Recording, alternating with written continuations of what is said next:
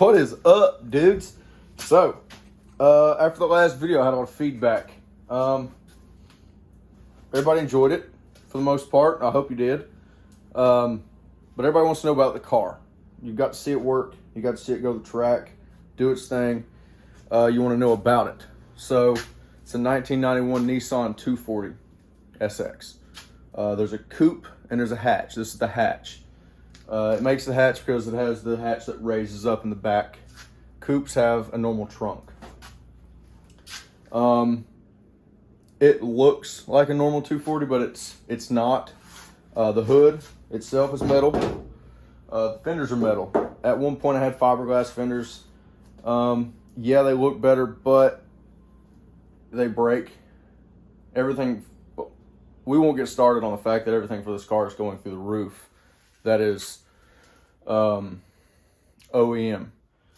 So the bumper is aftermarket bumper. If I can get down here and we get some good light. This bumper is made of polyurethane. You can bend it. You can do anything you want to it. It comes folded up in a box. This is a KBD kit. The side skirts are the same way. They're polyurethane as well, so you can run over things, hit cones, hit sides of cars. It won't. The paint folds with the bumper.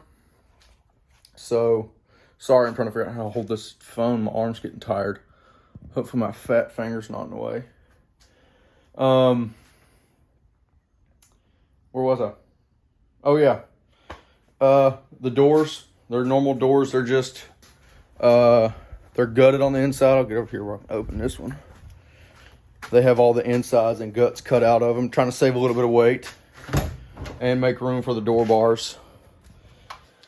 Has the NASCAR style door bars in it. I'll get to the inside here shortly. But yeah, that's the inside of the door. Doesn't have much left to it. The door handle does work. But yeah. So underneath of these are fiberglass also. As you can tell, there's a little bit of damage to them. But underneath there, they cut away the original body and fold up to seal up the cabin from smoke. And they put these on so you can fit bigger wheels. It has all the glass in it, except for the doors. Front windshield's glass, sunroof's glass, back window's glass. You can buy replacements for lightweight, but if it ain't broke, don't fix it. Let's go back up here to the front and start with the motor. So this is a GM 6-liter V8, what you can find in a Corvette, the GTOs, things like that. It's not the most wild V8 by any means. It's very mild, but when it's mild, you keep reliability. Once you get pretty wild and radical with motors and you start breaking a lot of things and things get expensive, this really just has a bigger intake, bigger throttle body, has MSD coil packs. It has a Sicky engineering swap kit. So basically, the swap kit comes with the headers, the motor mounts, trans mount, oil pan, and it just drops into place. May have to do a little bit of massaging to the chassis to make it fit. But other than that, it's a pretty typical swap now in the 240 world. It has a tubular front. I'm not exactly why.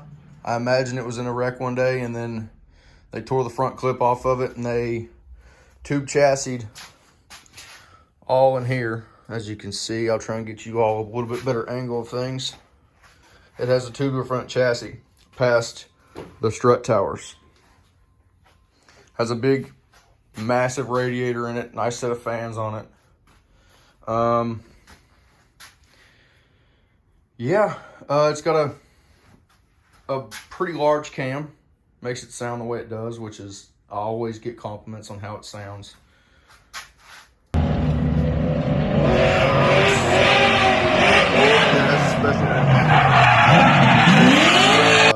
front subframe and a cross member and all that kind of stuff. It's a pretty tight fit down in there. Yeah, I think there's not really any kind of head work done to it. Maybe what it has, the double valve springs, hardened push rods, the simple setup LS kind of stuff. This motor was built in 2015 before everyone and their mother made LS parts. So yeah, I mean, that's really sums it up about the motor. Let's go on to suspension bits. All right, let's talk suspension. Arms, coilovers. It's a little tight in there. So this does not have a factory lower control arm. Sorry, I'll get my fat finger out of the screen so it quit auto-focusing. It has Z32 brakes off of a different chassis Nissan. Not real sure. But yeah, these arms are extended. They're fully adjustable. I don't know if you all can tell.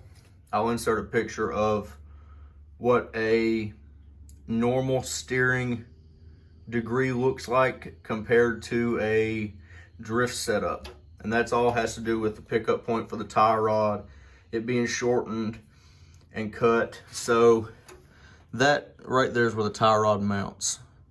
And say on a regular car, it would move way back, giving it less steering angle. So basically letting the wheel turn less left and right in degrees. I run Fortune Auto coilovers. They've been on the car since probably it was built in 2015. I don't want to spit a bunch of old knowledge about it because I don't know everything about it in its past years. But I do know the guy that built this car. He's a very well-known guy. So yeah, it has extended tie rods. A lot of people run big beefy tie rods, which the tie rod is this back black bar right here. It's connected to the steering rack. It turns the wheels. The ones that people run, the big beefy ones, I don't like to, because if something breaks, I want that to bend or break. I want that to be the first thing, because that's probably the cheapest. That arm's probably $300 or $400. I'd rather not buy that. Steering knuckle, same thing. Don't want to buy that. God, I don't want to buy a coilover because I won't even talk about how expensive those are. But yeah, I mean, it's a pretty simple steering setup. It says a stock rack location. It runs off normal power steering, a belt-driven power steering assembly. That's right here. In the back, let's see if I can get a. So yeah, this is the rear of the car. It's kind of dark, I know. Sorry. It runs. I have the factory lower control arms on it. I have rear toe adjustment, which is the blue arm you see. The top gold arm, which is the camber adjustment. And in front of that is the, I'm drawing a blank here. I want to say it's the track arm. I can't remember. I'll get back to you. That silver bushing you see there, it's kind of like a rack, or not a rack, a subframe spacer. I mean, it's a fully adjustable system, but it's simple. You can get a lot more wild. It has some custom rear knuckles on it. Not real sure about those. I haven't gotten the history on those, but I mean, it's a pretty beefy setup. It has the factory 240 differential in it, which you can see hanging right here. But it's been taken apart and welded. And for those that don't know, a welded diff, you have open, you have a 1.5 way, a 2 way, and then a welded, or you have a spool, which this car from the factory, one wheel will spin and the other one won't. So you won't get posi traction to both wheels. The cheap way to do it is to put a welded differential in the rear, which is the way I went. There's benefits for the 1.5 way, there's benefits for the 2 way. Me, I'm not gonna go that in depth and worry about that too much. I'll fine tune the rear of the car with tire pressures, suspension adjustments, things like that.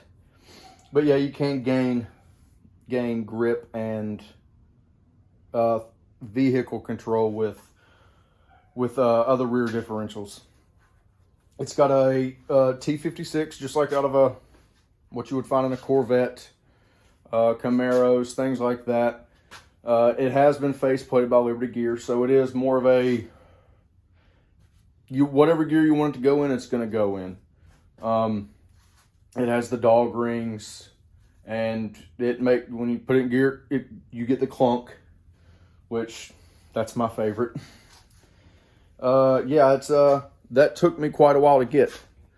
It was a hard thing to send out. Well, I had to send it to a transmission shop. They had to disassemble the transmission. Then they had to send the gear sets to Liberty Gear, which, don't quote me, I think is in Minnesota or Wisconsin. And that was like a 4-month turnaround because they don't do just one. You can't send them a gear set and they do that. They have to have about 10 in-house from other people, and they do them all at one time. So that's why I had to wait. Sicky Engineering also makes the drive shaft. So it has that custom length drive shaft, which is sold in a kit. You can buy it. It's not something you have to have specially made. And then that's got a monster clutch, LS7 clutch in it, which I've never had an issue out of, thank God, because when the day comes I have to change a clutch, I have to pull the motor. Yes, I know a lot of people, Dan, have told me, no, you could get the bell housing off. I can't. I've twisted it. I've taken the starter off. I've moved it. I've jacked the front of the motor up, the back of the motor. It just will not clear the firewall. It wasn't clearanced enough before putting in. So when I have to do a clutch, I'm going to have to pull the entire motor, which won't be bad. I'm pretty sure this thing hasn't had a set of gaskets for anything put in it since 2015. But yeah, we can go ahead and I think that pretty much covers the outside and the drivetrain. Let's go ahead and move to the inside. Okay, so I hope it's not too dark in here. I can't see the screen, obviously. But yeah, this is the inside of this car. It's pretty simple. Race cars, full-blown race cars, don't have a lot of amenities in here. They don't have comfort. It's not built for comfort. It's built for safety. You don't want to be sliding around in a seat. We run a harness system. Let me grab it. It's a 4-point harness. So it's got both shoulder straps here. And it's got the lap belts that come over. And then it's called a 4-point. So you have 4 points of connection here. They have 5 points that have the submarine strap, 6. And that's just too radical for what I need. Yeah, most drift cars have bucket seats, so you don't slide around. You stay put. Yeah, it's got a full roll cage, front and back. It's got the halo, the bar up here, the bars in the back. It's an extremely safe car. So let's turn this around and talk about what I have here in front of me. So let me see if I can, bam. Let's go wide lens. So my dad made this shifter. It's some threaded aluminum and a skateboard wheel. You do not know how many compliments I get about this shifter. Is that a skateboard wheel? Man, that's sweet. That's awesome. This is probably, I think, one of the coolest things on a car is the shift knob. Let's talk about this. This is a hydraulic handbrake. If you can see, this is a fluid reservoir, just like you would have for a clutch system or a brake system. And then you got your fluid down in there. Yes, it's dirty. I need to change it, but that brings a lot of headaches. So when I'm driving, I'll try and yes, I have my Crocs on. What's up? So yeah, when you see me on track and I'm driving, anytime you pull this, you have to push the clutch in, because this is locking the rear wheels. If you don't have the clutch in and you pull the handbrake, it's going to kill the motor, because you're locking the rear wheels, locking the drive shaft, locking up the transmission. All that's linked together when in gear, and this is pulled. So this stops the wheels, which would stop the motor. That's why you have to push the clutch in, keep the motor running, and you work the gas or grab brake, whichever one you want to do. And then as soon as you're done with this, let the clutch out and you're right back on the gas. So anytime, like I said, anytime you see me pull this, I have the clutch in. What else can we talk about? Yes, I have cup holders, because I do drive this on the street. That one doesn't get utilized as much, but this one does. I put my coffee in there every morning. My tachometer does not work. It reads half the signal that it needs, or more. I can't remember if it's half or more signal than it needs, because sometimes it looks like it's revving to like 8,000, and it's really only at like 4. Yeah, it's pretty simple. Kill switch here. This is, the power's not on. I got a main kill switch underneath the hood that, say I'm in here, I get in an accident, and I'm knocked out and the car's on fire. Safety crew can run up, pull that switch, and it'll kill the fuel pump, kill all power to the car, and then they can work on getting me out. But this is another power source in here. Turns on the ECU, all that other stuff. The ECU controls basically everything. And this is my ECU, my other switch panel, stuff like that. This is my fuel pump. Push that down for my fans, and then it's a push to start. See, I mean, I know this doesn't seem very interesting, but to some people it is, because a lot of people don't know. No, it doesn't have a back seat in it. It is not. All it has back there is a battery, and that's it. So yeah, I don't know much more to talk about. I don't know.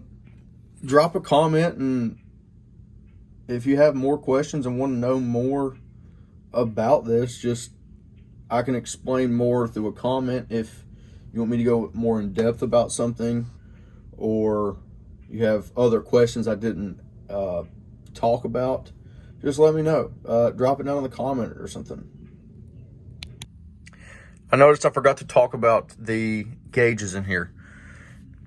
Turn my light on, you can see a whole lot better. I wish I'd have thought about that in the clip just now beforehand. So yes, this gauge here is the one that stopped working. If you watched my last video, the one Trey commented on. You might comment on that on Facebook, I can't remember. But yes, that's an electric digital oil pressure. So I have that there right in front of my face, in my line of sight. So let's go ahead, see if I can put this steering wheel on one-handed. Bear with me. There we go. So this steering wheel, it connects like so. You just slide it on there and let go of that, and it won't go anywhere. So this is about my line of sight where you are looking right now. I look just over this steering wheel.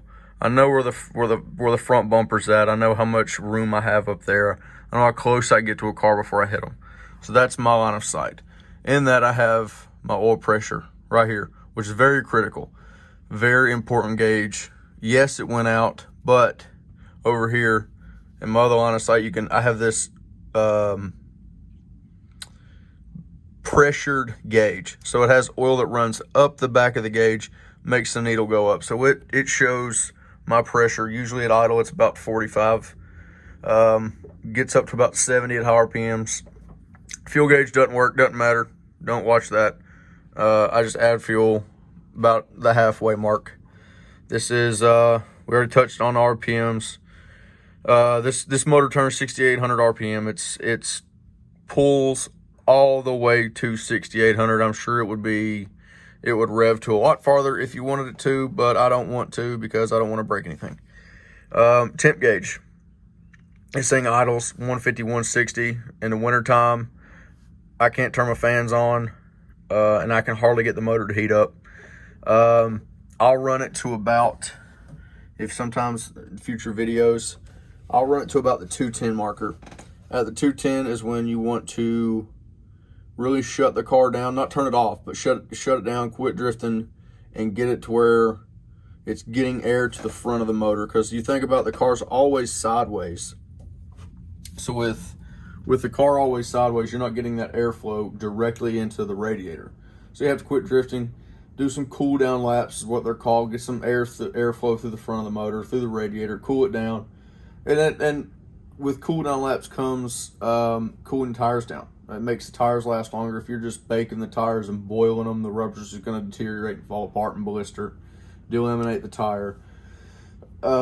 Which we touch on that some other time too. We can talk about tires and what not to do, what to do. But we're gonna keep this more about the car.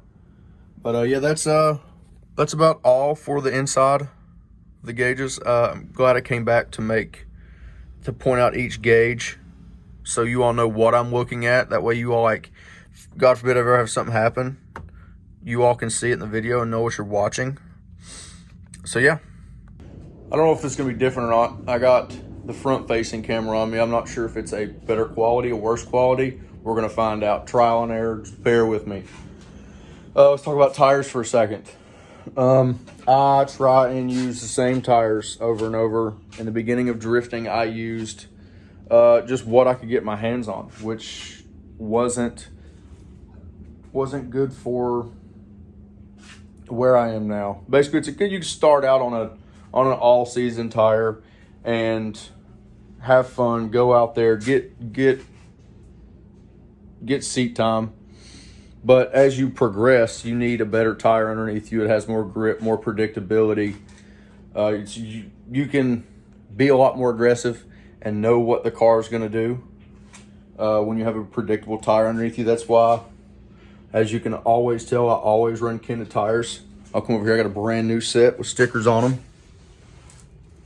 Kenda Kaiser KR20As. Super soft tire, super long lasting. That's for sure.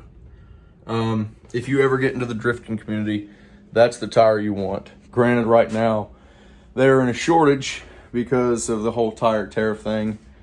Hopefully this will all be behind us shortly. Because I need tires. I've had to go to these, which aren't bad. I can't bad talk them, can't bash them. The Accelera 651s. It's a good tire. It's more of a competition big power tire in my opinion. Like it's good for 2 runs and that's it.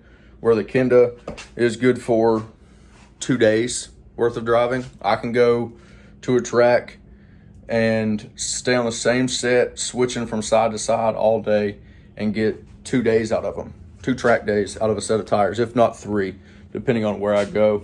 Some tracks are worse. Yeah, you'll go through about 2 or 3 sets on some.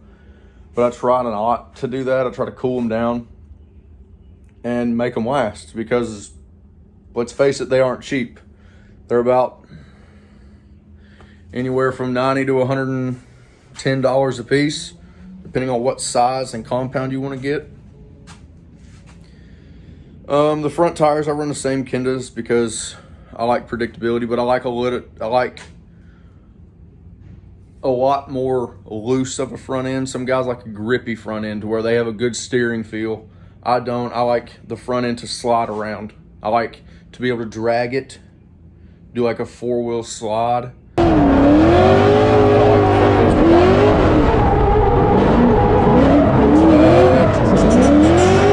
Let's see.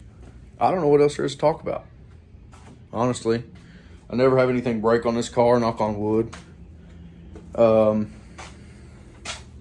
I've owned it since 2015. No, excuse me. I haven't owned it since 2015. I owned it in 2017 or 18. Car was built in 2015 from what I can tell because of the motor. I'm sure it was drifted well before 2015, but I know the motor was built itself in 2015.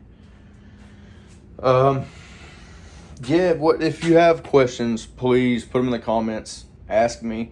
I'll gladly answer them. I can make a short video about it. Whatever you have, whatever questions you want to know. If I didn't cover something. Yeah, so that's it. It's a simple deal. I just want to keep things simple. Simplicity and reliability keep the prices down. I don't make a lot of money, and I got a lot of bills. This is kind of like my therapeutic time, if you say. This is my time away from this thing we call life. So, yeah. Shoot me some questions. Give me a thumbs up. Do something. I don't know. Let me know if you got any questions. Peace.